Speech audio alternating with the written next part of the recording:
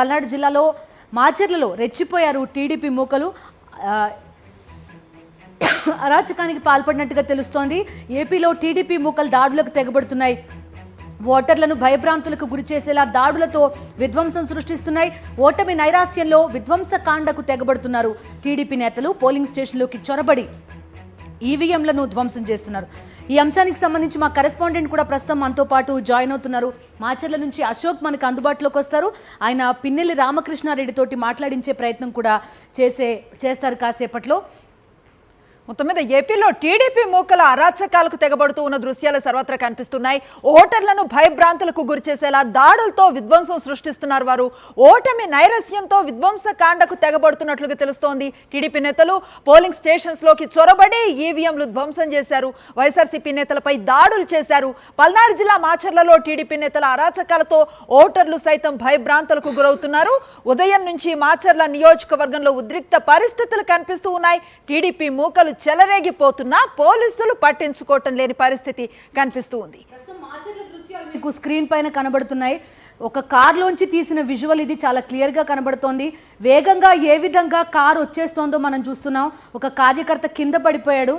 అయినప్పటికీ ఏమాత్రం కనికరం లేకుండా పెద్ద ఎత్తున వెనక నుంచి గూండాలు వచ్చి అతని పైన తలపైన అతని బాడీ పైన కొడుతున్న దృశ్యాలు ఎంత అరాచకంగా ఉన్నాయో కూడా, ఎంత విధ్వంసం సృష్టించే ప్రయత్నం చేస్తున్నాయో కూడా చూడదు. ఇప్పుడు మరొకసారి చూస్తున్నాం మనం ఫుల్ స్క్రీన్లో. వేగంగా వస్తున్న వెహికల్స్ ఓవైపు కనబడుతున్నాయి. ఒక కార్యకర్త పరిగెత్తుకుంటూ వచ్చి కింద పడిపోయిన దృశ్యం చూస్తున్నాం. అలా కింద పడిపోగానే కనీస కనికరం లేకుండా వెనక నుంచి అల్లరి మూకలు కర్రలతోటి, పెద్ద దుడ్డు కర్రలతోటి వచ్చి ఆ కార్యకర్తని తిరిగి కొడుతున్న దృశ్యాలు, అదేవిధంగా కర్రలతో వీరంగం సృష్టిస్తున్న దృశ్యాలు. మాచర్లలో ఒక భయానక వాతావరణం సృష్టించే ప్రయత్నం అయితే ప్రస్తుతం జరుగుతోంది. ఒకవైపు పోరంకి, మరొక వైపు మాచర్ల, ఇంకొక వైపు ధర్మవరం, లక్కిరెడ్డిపల్లి, ప్రతి చోట కూడా ఇదే పరిస్థితి చూస్తున్నాం. అశోక్ మనతో పాటు జాయిన్ అవుతున్నారు. పిన్నెల్లి రామకృష్ణారెడ్డి ఆయనతో పాటు ఉన్నారు. చెప్పండి అశోక్, ఒక భయానక వాతావరణం, యుద్ధ వాతావరణం, కర్రలతో తరలి వస్తున్నారు. మరొక వైపు వేగంగా వెహికల్స్ వస్తున్నాయి. ఏ క్షణమైనా ఎవరినైనా గుద్దేసి వెళ్ళిపోయేంత తీవ్రత అక్కడ కనబడుతోంది. ఏం జరుగుతోంది?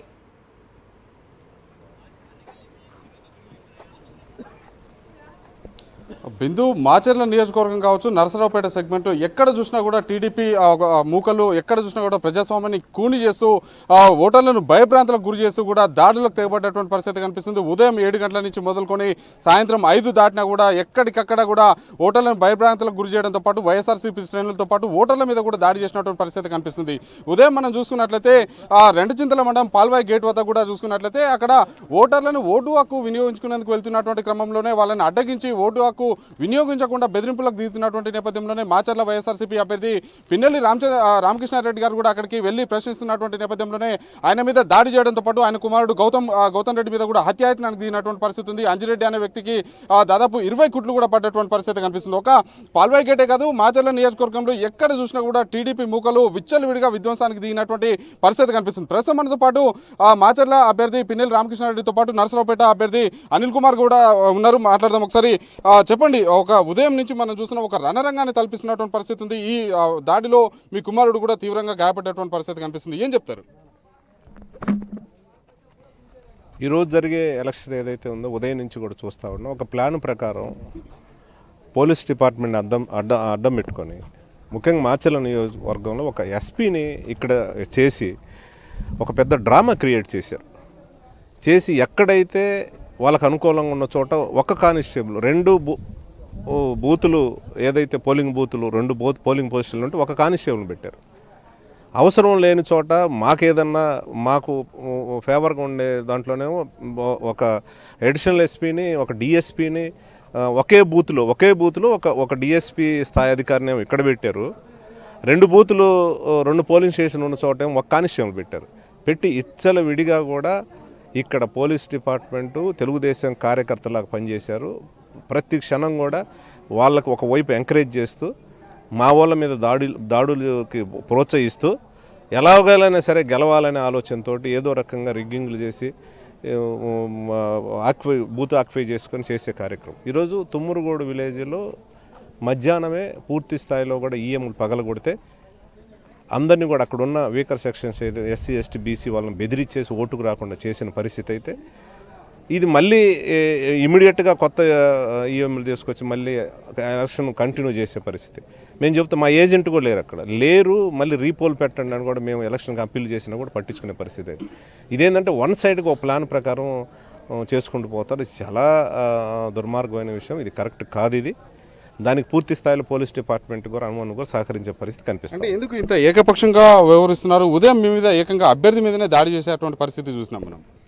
ఎలక్షన్స్కి 2 రోజుల ముందు ఎలక్షన్ కమిషన్ అడ్డం పెట్టుకొని పోలీస్ డిపార్ట్మెంట్కి సంబంధించి ఎస్ఐలను సిఐలను కూడా వాళ్ళ అనుకూలమైన వ్యక్తులు, వాళ్ళు ఖచ్చితంగా ఈ రకం వన్ సైడ్ చేస్తా ఉన్న వ్యక్తులను తీసుకొచ్చేసి వాళ్ళని ఉద్యోగాలు ఇచ్చడం, వాళ్ళ చేత ఈ రకంగా చేసే కార్యక్రమం చేస్తాం. ఓకే, నియోజకవర్గ వ్యాప్తంగా మనం చూసుకున్నట్లయితే ఒక బడుగు బలైన వర్గాల నుంచి మీరు పోటీ చేస్తున్నటువంటి పరిస్థితి ఉంది. ఒక నరసరావుపేట సెగ్మెంట్లో మాచర్లే కాదు మిగిలినటువంటి నియోజకవర్గాల్లో కూడా ఎక్కడ చూసినా కూడా ప్రజాస్వామ్యాన్ని కూని చేసేటువంటి పరిస్థితి కనిపిస్తుంది. ఏం చెప్తారు? ముందుగా ఈ రాష్ట్రంలో వాళ్ళు ఓడిపోతామని అర్థమైపోయింది. ఈ పల్నాడులో కూడా అన్ని సీట్స్ కూడా వైఎస్ఆర్ కాంగ్రెస్ పార్టీ గెలుస్తుంది. సో ముందుగా మాచర్ల దగ్గర నుంచి స్టార్ట్ చేస్తే సత్తెనపల్లి కానీ, వినుకొండ కానీ, పెదకూరుపాడు కానీ అన్ని దగ్గరలో ఇంక్లూడింగ్ నర్సరావుపేట కానీ చూస్తే అసలు నాకు పోలీసులు అనేవాళ్ళు ఇక్కడ ఎన్నికలకి స్పెషల్గా చూసుకున్నారంటే ఎన్నికల ముందు ఎస్పీని మార్చుకున్నారు, అయిన తర్వాత 2-3 రోజుల ముందు సిఐల్ని ఎస్ఐల్ని ఇక్కడ మార్చుకున్నారు. అంటే ఎవరైతే అవసరమో వాళ్ళు వేసుకున్నారు. ఇక్కడే కాదు, ఏ నియోజకవర్గంగా చూసినా కూడా ఎవరైతే వాళ్ళ సామాజిక వర్గానికి సంబంధించి ఊర్లు ఉన్నాయో అక్కడంతా ఒకే కానిస్టేబుల్. వైఎస్ఆర్సీపీకి సంబంధించిన ఊర్లు ఉన్న దగ్గర మాత్రం బల్క్గా పెట్టడం, గొడవలు చేయటం, కనీసం ఫోర్స్ ఉన్న పంపించమని. అంటే దారుణమైన పరిస్థితి ఏంటంటే ఒక ఎంపీ అభ్యర్థిగా నేను పోటీ చేస్తుంటే పొద్దున 9:30 నుంచి ఎస్పీకి కనీసం ఒక 50 సార్లు ఫోన్ చేస్తుంటారు. 50 టైమ్స్ డిఎస్పీ గారికి, ఎస్పీ గారికి ఒక 50 సార్లు ఫోన్ చేసిన కనీసం ఫోన్లు ఎత్తలు. అంటే ఒక ఎంపీ అభ్యర్థిగా పోటీలు చేస్తున్నాం, ఎక్కడికి పలానా దగ్గర సమస్యలు ఉన్నాయి సార్, ఫోర్స్ని పంపిందంటే మాకు ఫోర్స్ లేదు, మేము పంపిము అని ఒక రకంగా ఒక పచ్చ చొక్కా వేసుకొని. మా ఎస్పీ గారికి ఏంటంటే వాళ్ళ భార్య గారిని ఏమన్నా సాయంకాలం అన్నం ఫుడ్ పెట్టరేమో, వాళ్ళ వైఫ్ గారు సాయంకాలం ఫుడ్ పెట్టరేమో టీడీపీకి సపోర్ట్ చేయకపోతే ఇంట్లో ఏమన్నా పడుతుందో లేకపోతే చంద్రబాబు నాయుడు గారి అర్థం కావట్లేదు. కానీ నిన్న రాత్రి నుంచి ఊర్లో ఎవరైనా స్ట్రాంగ్గా ఉంటే వాళ్ళని ఏదో ఒక పేరు చెప్పి ఊరు తీసుకోవటం. ఇంకా మాచర్లో తీసుకుందాం, ఇది ఎమ్మెల్యే గారు సొంత ఊరు. ఈ ఒక్క గ్రామంలో ఒక డిఎస్పీని తీసుకొచ్చి పెట్టారు. ఇదే మాచర్లలో ఎమ్మెల్యే గారి మీద దాడి చేశారు, ఎమ్మెల్యే గారి అబ్బాయి మీద దాడి చేశారు, కొన్ని దగ్గరలో ఈవీఎంలు పగిలిపోయినాయి, రకరకాల ఇష్యూస్ జరిగినాయి. కానీ ఎక్కడ కూడా మీరు చూస్తే విచ్చలుడిగా ఓపెన్గా వదిలేశారు. అంటే మీరు ఏమన్నా చేసుకోండి, మీరు ఏమైనా రిగ్గింగ్ చేసుకోండి, మీరు ఏమైనా ఇబ్బంది లేదు, కానీ మేము మాత్రం కట్టడి చేస్తే ఇబ్బంది పెడతాం అని చెప్పి. ఈరోజు ఎమ్మెల్యే గారు ఓటేయని రావాలి అంటే గంట దగ్గర 1.5 గంట నుంచి ఆయన అక్కడ నిర్బంధించి ఓటేయాలి రావంటే ముందు పోలీసు కారులో 20 km/h వస్తుందండి. ముందు ఎస్కాట్ 20 km/h నత్తనడకన. అంటే ఏదో ఒక రకంగా చిన్నగా 6 గంటలు తీసుకురావాలి, ఈ గ్రామంలో టైం వేస్ట్ చేయాలి. అంటే ఇంత నీచానికి దిగజారిపోయి పోలీస్ వ్యవస్థ. నాకు కాల్ చూపిస్తానండి, మార్నింగ్ నుంచి 10 o'clock నుంచి ఎస్పీ గారికి చేస్తున్నాను, డిఎస్పీకి చేస్తున్నాం. 3 hours నుంచి పాల్బాయ్ గేట్ దగ్గర గొడవ జరుగుతుందని ఎమ్మెల్యే గారు ఫోన్ చేస్తుంటే ఇదిగో వస్తాం, అదిగో వస్తాం, ఇదిగో వస్తాం, అదిగో వస్తాం, ఇదిగో వస్తాం, అదిగో వస్తాం. కనీసం ఈ రోజున ఇప్పుడైనా పెంచారా? లేదు. అంటే కేవలం ఏదో ఒక రకంగా రిగ్గింగ్ చేసో, భయపెట్టో, ఎట్టో ఒకటి గెలవాలా, ఏదో ఒక రకంగా ఇది చేయాలా అని చెప్పి ఈరోజు చేస్తూ ఉన్నారు. తప్పకుండా ప్రజలందరూ కూడా అంటే ఎక్కడైనా ఒక బలంగా వాళ్ళ వర్గం ఉంది, వైఎస్ఆర్సీపీ నుంచి బడుగు బలహీన వర్గాలు ఓట్లు వేయాలని వస్తే వాళ్ళు నోట్లు ఇచ్చారు. ఎన్ని దగ్గర దాడులు చేశారు, పొద్దున్న నుంచి ఎన్ని గ్రామాల్లో కొట్టారు, ఎన్ని ఊర్లలో దాడులు చేశారు. ఏ గ్రామంలో అయినా, ఏ ఊర్లో అయినా కనీసం పోలీస్ సెక్యూరిటీ ఇచ్చారా? ఏ గ్రామంలో అయినా ఇచ్చారా? లేదు. ఇప్పటికి కూడా ఇక్కడే కాదు, వినుకొండలో, సత్తెనపల్లిలో కనీసం 14 మంది తలకాయలు పగలగొట్టారు, దాదాపు 10 గ్రామాలలో. ఇదే పెదకూరుపాడులో, వినుకొండలో, ఇదే నర్సరావుపేట అయితే సాక్షాత్ ఎమ్మెల్యే ఇంటికి మీదకి ఒక ఎమ్మెల్యే అభ్యర్థి, ఎంపీ అభ్యర్థి నేరుగా జనాలు వేసుకొని ఎమ్మెల్యే ఇంటి మీదకి పోయి దాడులు, ఆయన ఇంటి మీదకి వెళ్ళి అద్దాలు పగలగొట్టి ఇల్లంతా కూడా ధ్వంసం చేసే కార్యక్రమం నర్సరావుపేటలో చేశారు. ఏం చేస్తున్నారు? ఖచ్చితంగా ప్రజలు కూడా చూస్తూ ఉన్నారు. కోల్పోతున్నాం అధికారం.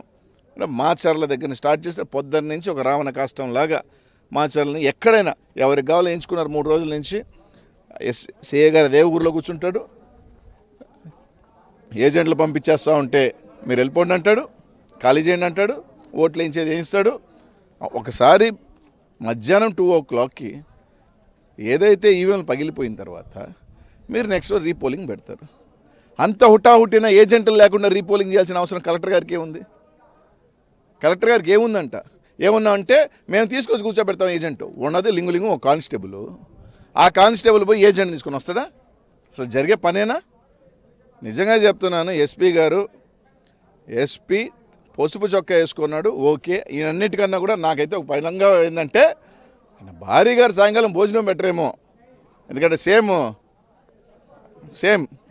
టు సేమ్ కమ్మని భోజనం పెట్టదేమో సాయంకాలం, కాబట్టి మెహర్బానీ కోసం ఆయన మెహర్బానీ చేస్తున్నట్టున్నాడు.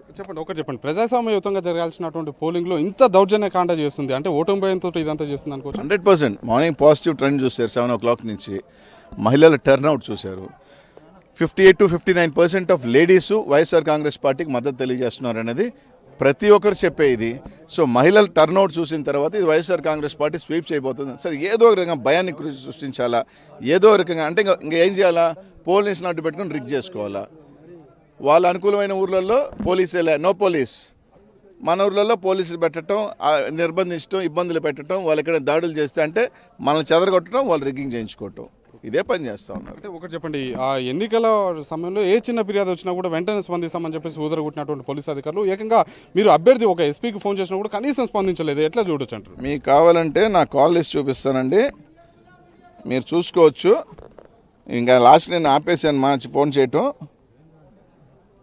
మీకు గుంటూరు ఎస్పీ గారికి for example wait we have to see అండి. కలెక్టర్ గారికి ఇదే ఒకసారి చూడండి, ఇదిగోండి 5 times వేసా. 11:38 ఎత్తల, 11:34 ఎత్తల, 11:24 ఎత్తల, 11:23 ఎత్తల. మీరు తీసుకున్నారనుకోండి 10:53 3 సార్లు మళ్ళీ. ఇదిగోండి ఈయన పేట డిఎస్పీ, ఈయన డిఎస్పీ గారు. ఇఫ్ యు టేక్ కనీసం 25 కాల్స్ చేస్తుంటానండి. అంటే మీ ఫోన్ కాలేజ్ చూస్తే మొత్తం అధికారులకు ఫోన్ చేసి కనీసం ఎవరు కూడా రెస్పాండ్ కలెక్టర్ అండ్ ఎస్పీఏ, ఇంకెవరికి చేయలే నేను.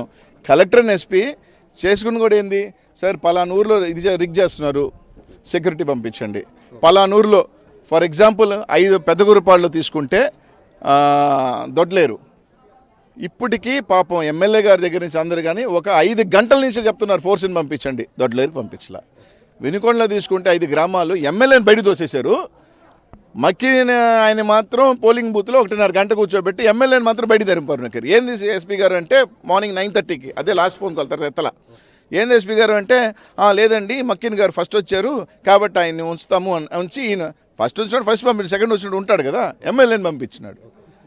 అదేందో అర్థం కావట్లేదు. క్యాండిడేట్ని పంపించేశాడు, ఏజెంట్ మాత్రం మీరు ఉన్నానని చెప్పాడు, రిగ్ చేసుకోండి మీరు అని. తర్వాత ఇంకొక 2 గ్రామాలు మీరు రిగ్ చేసుకోండి.